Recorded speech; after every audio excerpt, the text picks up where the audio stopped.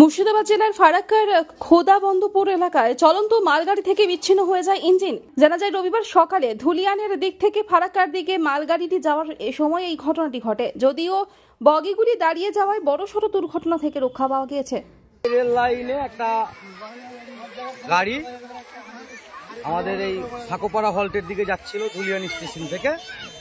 এই যাওয়ার পথে খোদাবন্দপুরের সামনে আমাদের হঠাৎ করে অর্ধেক বগিগুলো চলে গেছে একদিকে সাকোপাড়া হল্টের দিকে, আর একদিকে খোদাবন্দপুরের সামনে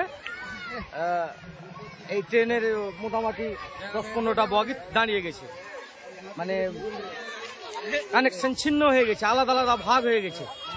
যাক, আশেপাশের চায়ের দোকানদারগুলো সব সতর্ক ছিল বলে কোনো দুর্ঘটনা ঘটেনি। একটা বড় কিছু হয়তো ঘটলেও ঘটতে পারত। মুর্শিদাবাদ থেকে অর্ক রায়ের রিপোর্ট, আনন্দ বার্তা।